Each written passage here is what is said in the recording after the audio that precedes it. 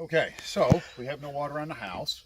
My tenant has said that there's no water pressure, so we're going to investigate and see what it's going to take to get water back on the house. First thing we're going to do is go up underneath the house and take a look at the pressure switch.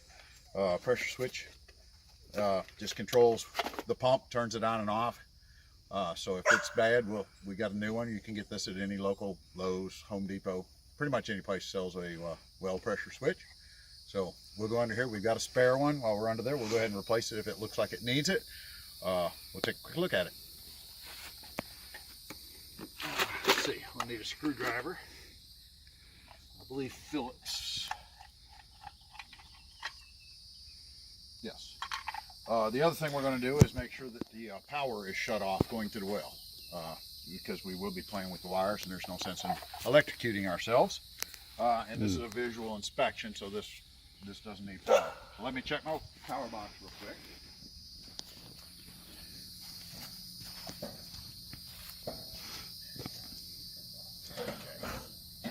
And the power's off. So now we can go up under the house. And the only other thing we're going to do while we're under there is we're going to take a proximity tester and make sure that the power is off on it, so that when we get under there we don't electrocute ourselves. Always kind of a good idea to verify that the breaker is the right one. So, yeah, I don't want to see a twitching corpse on TV. So. Yeah. So we'll go up underneath the house. As I crawl under here, I'm going to test my meter, because you don't ever want to just assume that the thing is working and the batteries are good. The easiest way to do that is to plug it into an outlet, which we have one under the house. It's beeping, it's red. That shows us that there is voltage there. So we know that our meter's working once we get under the house.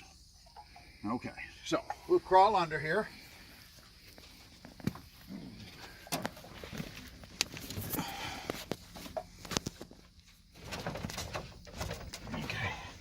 So thankfully, we don't have to crawl far, but we can see, you check both sides because you're not positive which side power is coming in or going out. You want to definitely check both sides. And once we do that, we say, okay, we have nothing there.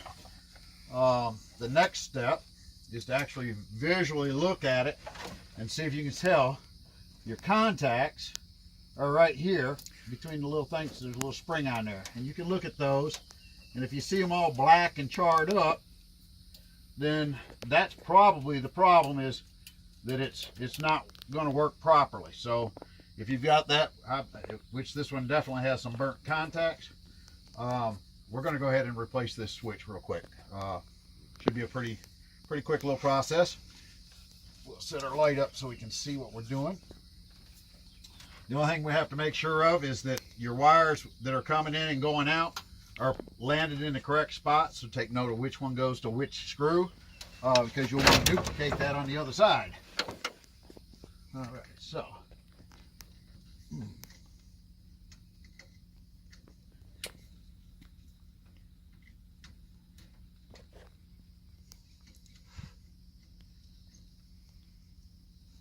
Okay, so the reds are on one side of the divider bar, and those have got to be together, and the black are on the other side, so those will go together. And there's one red going to from the power source to the well, and then there's one black one, power source and to the well, so we'll keep those together.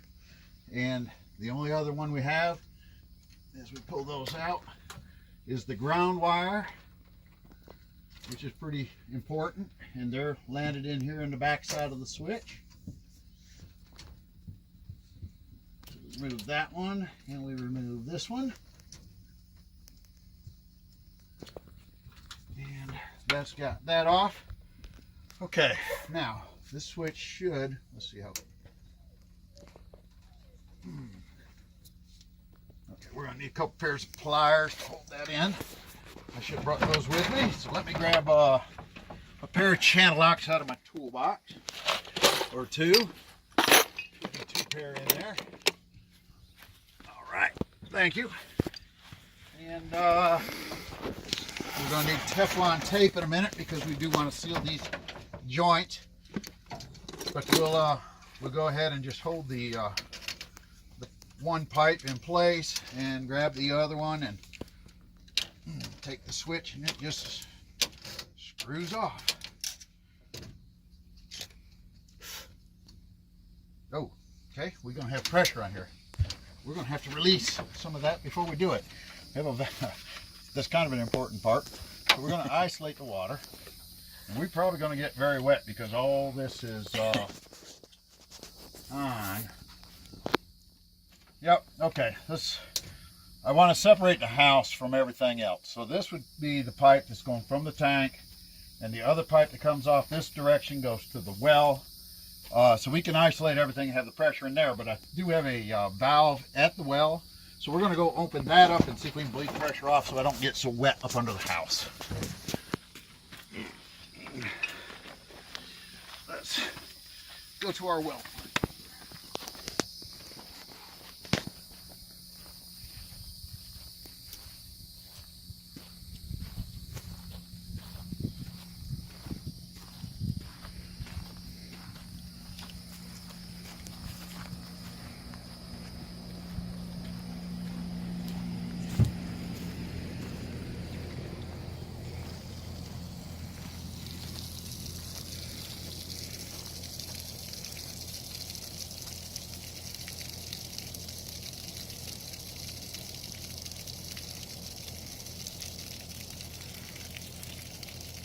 So this is what they call a 20-gallon pressure tank.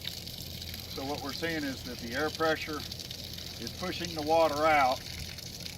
You're not going to get 20 gallons out of it. It's about half of that. But the water pressure is dropping off rather rapidly.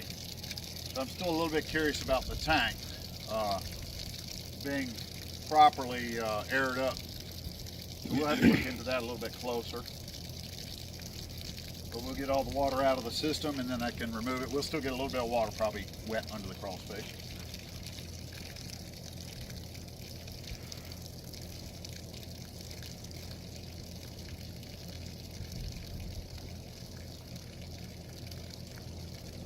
And typically when that should run out, and now we're just probably draining the lines going back up under the house. A good pressure tank that we have under the house should stop pretty quickly on that. They're designed to pump the water out at full pressure until they're gone and then shut off. So it's pretty well done. We'll go up under the house. By the time we get there, it'll be drained as it's going to get.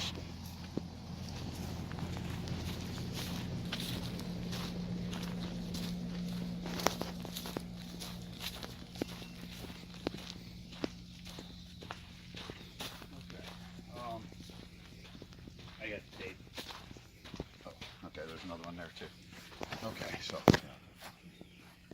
all right, back under we go.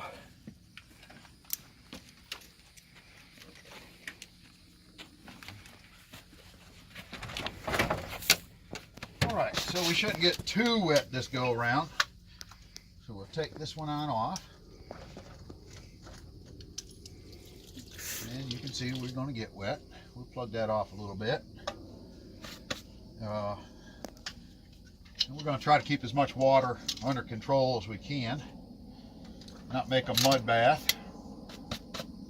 And then Teflon tape, I'm a fan of. And of course Teflon tape always goes on same as you'd be threading the item on there, so that the tape actually stays in place while you're threading your item on.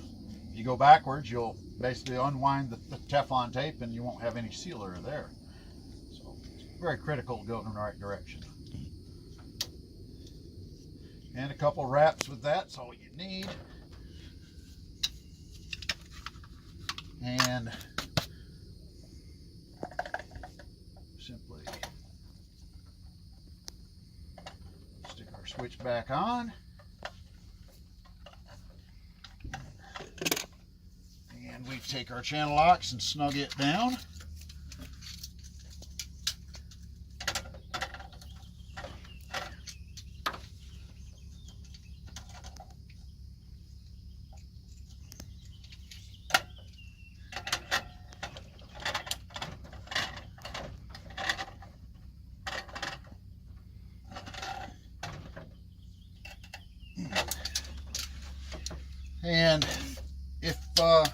of my assistants would like to go shut that valve off at the well, that would be a good help while I wire this up.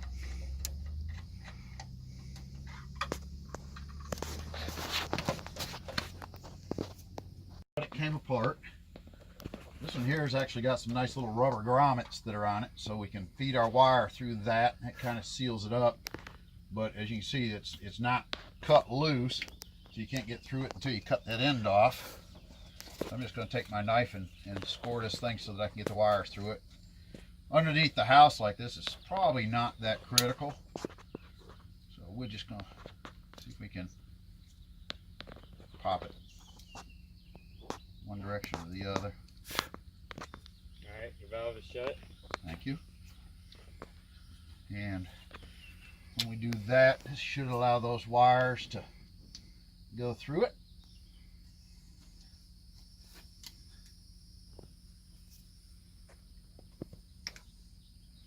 And feed those in. And I'm going to hook them back up in the same order I took them apart. So we'll go ahead and land on this side the grounding wire first. Snug it up, and then we had our red wire on this side. And you make sure that your wire, when you do this, because it's not really looped, it's just set in there, you want to make sure that you put it on the right side of the screw. So as you tighten your screw in this direction, it's going to draw that wire up into the connector. If you put it on this side, as you tighten it, it's actually going to try to push the wire out of the connector. So you always want to put it on the correct side as you're working. And then the other one will go under this screw. And this had some other little adapters here for quick disconnect. We're not going to use those, so we'll just get rid of those. They're for a different style connector if you have them. We don't, so no need for them.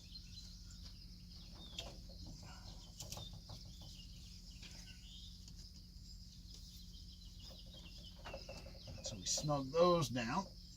All right. And we'll put the little rubber grommet in place.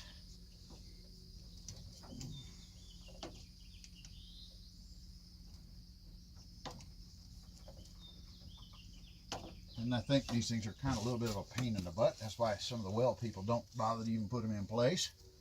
But we've got them. I'm going to put it there. And we'll take the other one out and do the same thing with this.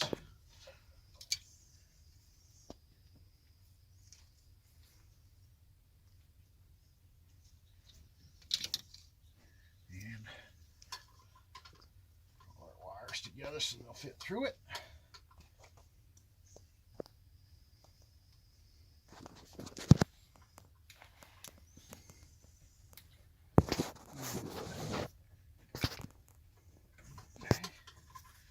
And again, we hook them up in the reverse of what they were. So I'm going to start with my ground wire.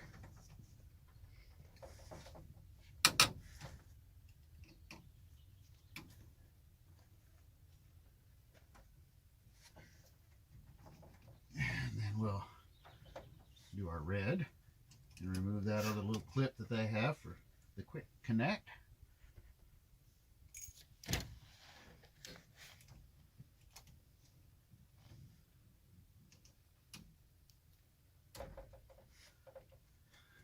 Bring that down a little bit.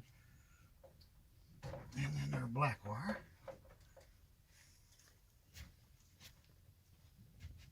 And these switches come preset from the factory to different settings. You can buy them. They're usually and that'll be your cut-in pressure and your shut-off pressure.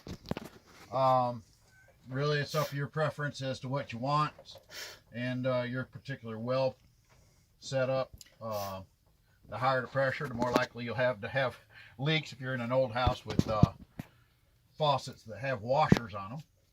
But if you like a good high pressure shower, you'll want to probably go with a 40-60 versus a 30-50. Okay, we got that rubber grommet in, so everything's back in place. We can go ahead and put the cover back on this.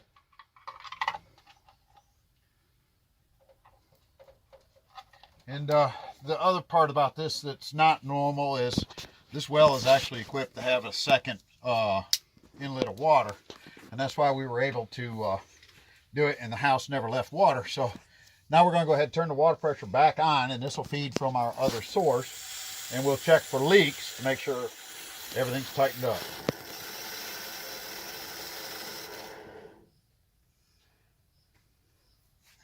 And as that builds pressure, we just verify that it's good. It looks like it is. Yep. And it's building up. We'll wait till it kind of is fluctuating a little strange. I'm not sure, but we did hear the switch kick off, so it did end up with enough pressure. I'm not sure that tank is still quite what we want. So we may have to do something else with that yet, but we're going to test this real quick to show you what it looks like if the tank is bad and see if it is. In order to do that, I have to shut off the alternate source of water so that we're not supplying the house from someplace else again. And we'll bleed the pressure off, and we'll watch this switch to see what happens to it. So let me go shut off the alternate source, and then we'll go from there. Okay, what we're going to do, we've got the alternate water source shut off. We've got the pressure in the tank is fully up to where it needs to be.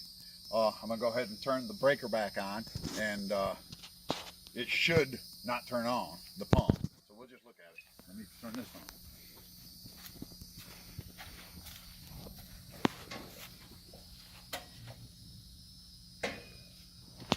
See what it's doing.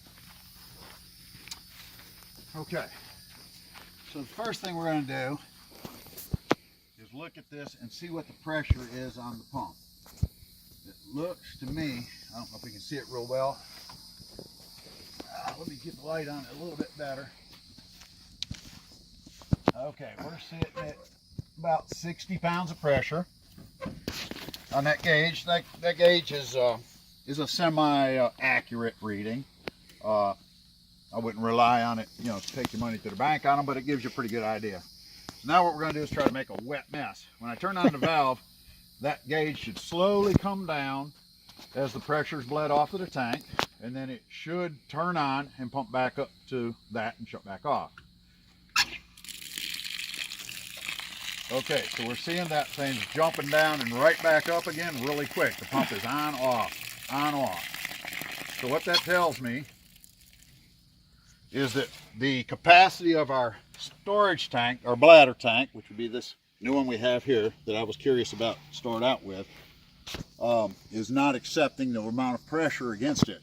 So what's designed inside of this tank is that there's a big bladder up here on the top half of it, and then there is a water storage in the bottom half of it.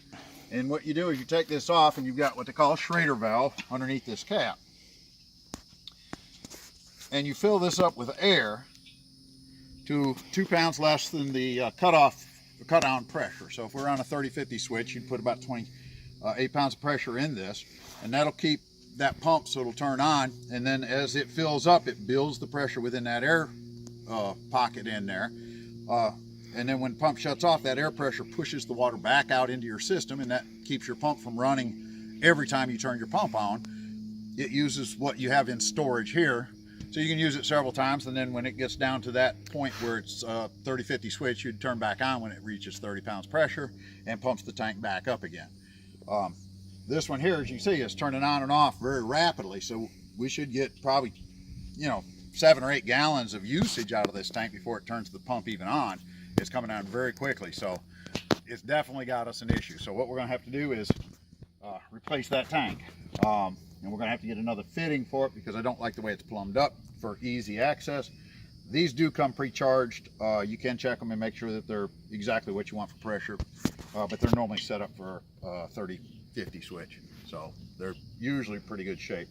Another thing you will notice if you get under there, most of the time if this bladder is bad, if it's going bad, you may not notice it. But most of the time if the bladder's bad, you don't have enough air in there, you'll push your little Schrader valve. It's just a regular tire valve, just like on your car. You push that in, water will actually spray right out of that. You should never have water come out of that. If you do, that's a guaranteed bad bladder tank.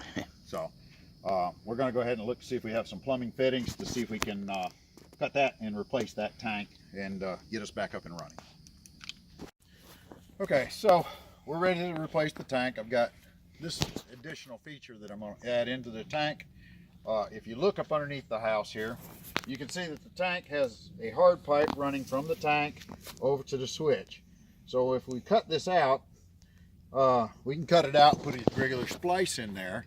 But if we need to replace the tank again, then you've got to cut that splice out and put the tank back in. After you do that a couple times, you'll run out of pipe and you have to redo all that. So if we put in a nice union, you just simply unscrew it, bring the tank out here, change the piping around, stick it back under and glue it and tighten it back up. Makes the next change well worth the extra money to put a good union in it instead of a just a coupler. So we're going to go under there. I can use pipe cutters to cut that, a hand saw, whatever. I've got a nice little DeWalt multi-tool with a good sharp blade on it that'll cut through that just as easily, and I don't have to work so darn hard at it. So we'll go under there, cut it, let the water drain out. We've got the pump, the well shut back off again. We've isolated and drained it off at the well. So we shouldn't only get, if the tank was working properly, we should have almost no water come out of the tank. My suspicion is going to be that we're going to be quite wet by the time we get done with this. We'll see. Let's see if my suspicions are correct.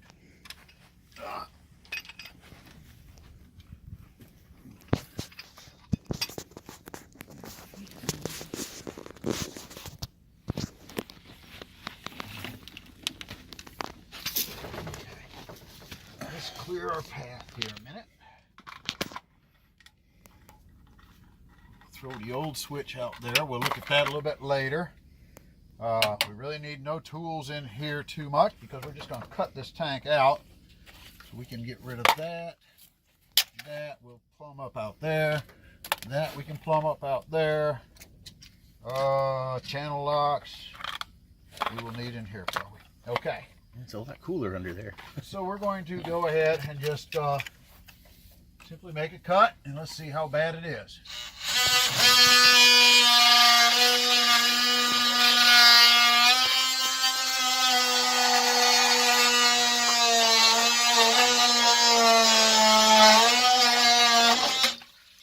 And as anticipated, it's got water in it.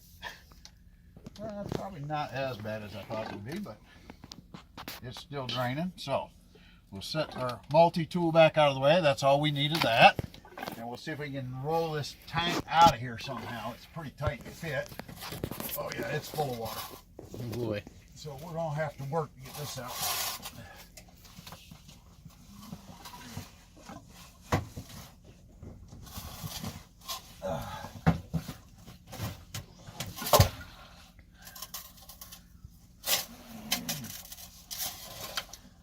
Like I say, if the bladder was good on this, it would be mostly empty, and you can hear it's full. So trying to get it out of here is going to be a bit more challenging because it's going to be heavy. Let's see if we can move stuff around and drag it out. You need another set of hands in there? We're going to, I'm going to take this off. I might roll it over here and let it drain under here someplace.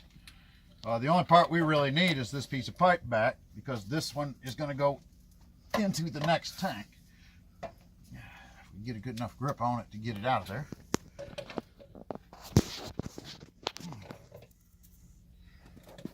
And if you had the union on here, this would be undo the union and then take this off and just screw it back into the next tank and you're good to go.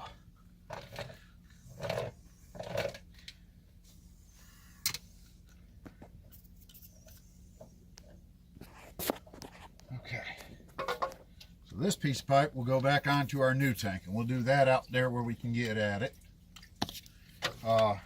And this we're going to roll off to the side and let it drain for now because it's too daggum heavy to get out. And then our union is I believe still out there. Yes. Okay, so let's come out there and we'll put some Teflon tape and get the union or the pipe reinstalled on this one before we work under here again. Okay, so tip that down. That's good. And our pipe And what we'll do is, here again, run a little Teflon tape around it a couple times in the same direction as if we were screwing something onto it. Wrapping it fairly tight. And you just need a couple rounds on it. And then we stick her back in here. And be careful on these things because you can cross thread them very easily, and then you're end up fixing this anyways. They should be able to easily go in hand tight for a ways. If they're not, then you're probably cross threading it. Don't force it unless you just want to replace the male adapter on this end, which is what we're trying to avoid by putting the union and everything in it.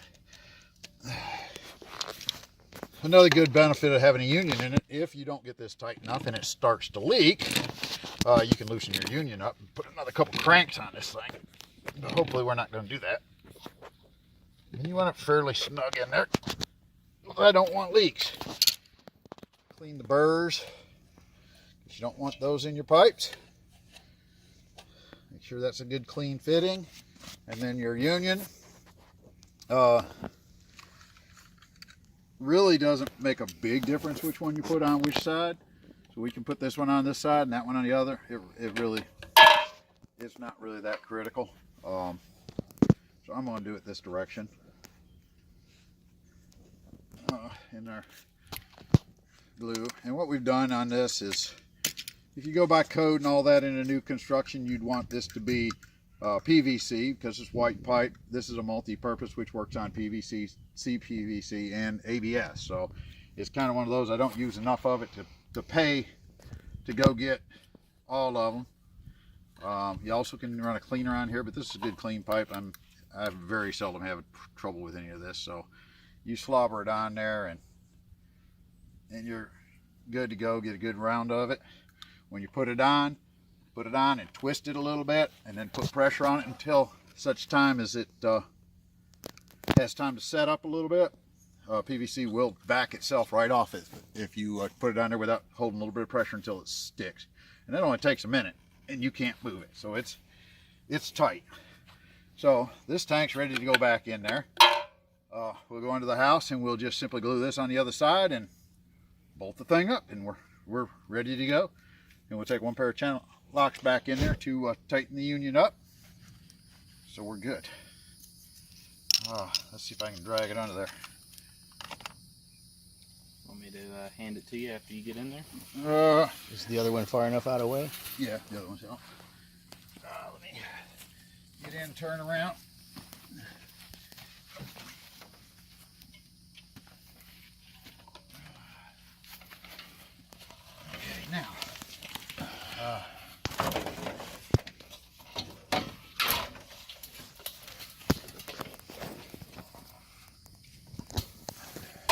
Now, the next thing that we do want to verify, is it enough light there, or do I need a little bit? Probably be good.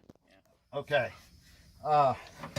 This glue is not designed to do anything wet, so make sure that all your burrs are off your pipe again, and make sure that the pipe ends are dry so that you can get a good seal on this, or you're going to be mad about having to go buy another union. Clean that off good. Like I say, you don't have to be running cleaners and all that too much on it. I've never had a problem with it, but it's dry. We run some glue around it, and the other half we run a little glue on it, and the same thing here. Push it in, twist it a little bit, and hold it.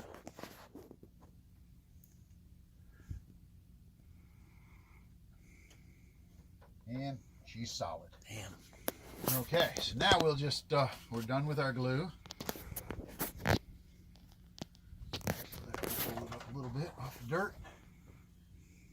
And now we'll see if we can get this tank stood back up, because it's kind of down in this tight spot right here. But I think we can get her stood back up.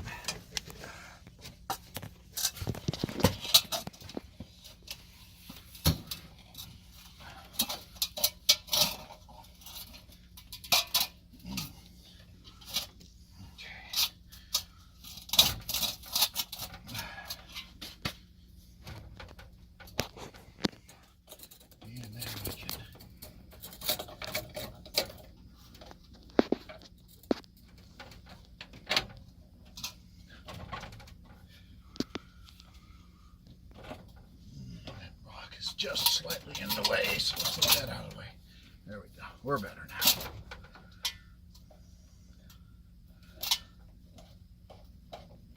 And here again, this should just be easy to get it started, hand tight.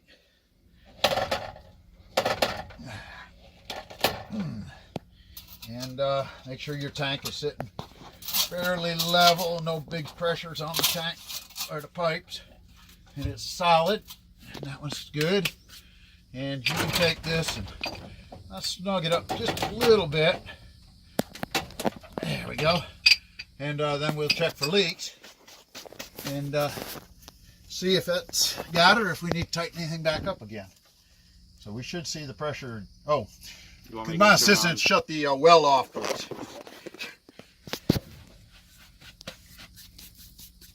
We don't want to feed all this water right back out the other side, but we should be able to start adding some water back to it.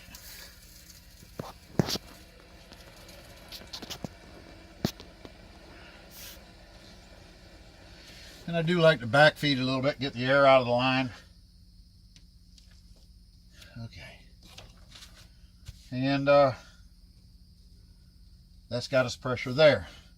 Now look for leaks. How much pressure are you looking for? Depends on how much is in the system. Should be someplace between 30 and 50 if that's a switch. Right. Of course, if it's over 30, then our switch ain't going to kick in. Now our electricity is off right now, so we need to turn that back on. And I need to isolate the other water source that we've got tied into the house right now that we're back feeding to this. Where normally you would have to turn on your well to see if it was going to leak and let it actually build up that pressure from the own well. I kind of have this set up a little bit of a benefit on that. So let me turn the breaker on and turn the other water off so we can test the system. There's that water first. We're going to get the water off first.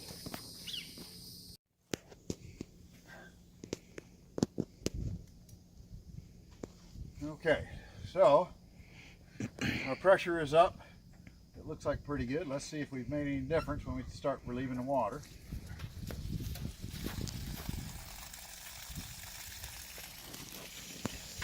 And you see we're using water and the gauge is staying very steady. We got a little error in the line we're going to let off. So that'll make a little difference with gonna flood me underneath me here, but you see we're still getting some air in the line, and the air is compressible, so that's got to get off of there. But you can tell that the pump is not responding like it was before. It's just drawing down nice and smooth, turning on and off the way it's supposed to.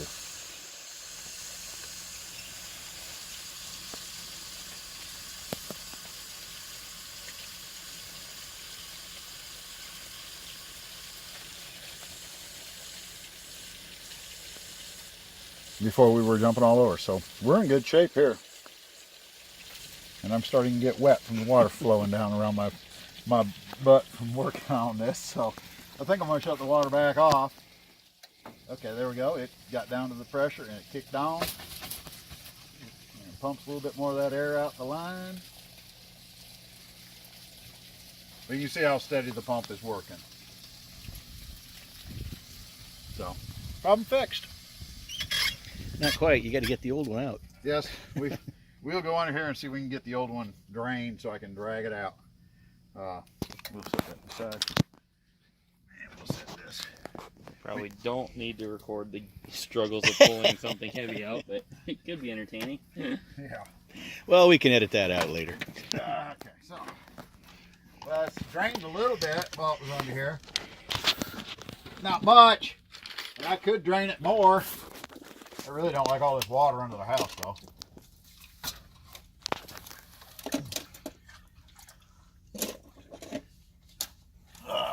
You need another set of hands? I'm going to need somebody to probably drag on this a little bit. All right.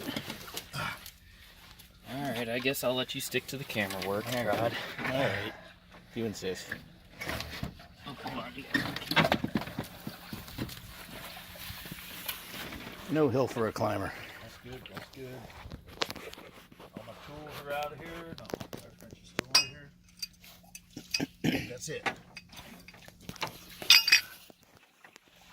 Okay, now to show the different. Okay, I've successfully gotten it. All right, so in order to let this thing go, another test you probably will get. You hear the ear bleeding like that? Let's see if we can. I need a really better prick point for that thing. Let me get a screwdriver or something to push the trailer valve in with. Yeah, that'll work.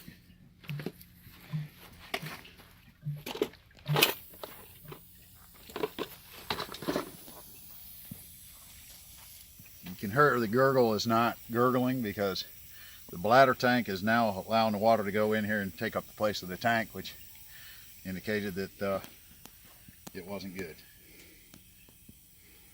So it'll allow the water to run out. They do have a little tool that'll remove these little Schrader valves, make this a whole lot simpler, but I don't have one, so we'll remove some of it and not worry about it after that. Also can use a small screw a lot of times and just kind of screw it in there on the edge and it'll knock that valve down enough to... So you're just trying to get all the air and just, water out? Yes, as you do it, just so that we can move it lighter. And then we'll turn this into scrap metal and send it off to my scrap metal guy. I was just about to ask you about that. Yes, he'll take it up and get it swapped out for X number of dollars per pound for scrap metal, and they need the water out of it in order to do that also. So this will just save him the aggravation trying to do it. And I would say there's a slight amount of rust coming out of this also. There was some in the line. So that would indicate that we were getting some air in there anyways from the bladder probably, because they're usually pretty clear.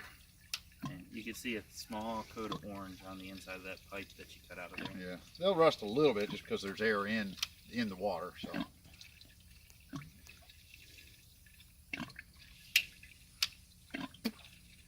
Anyways, I'm about tired of fooling with this, so we'll just roll it over there and let it drain out the rest of the way on its own. Let's put the tools away.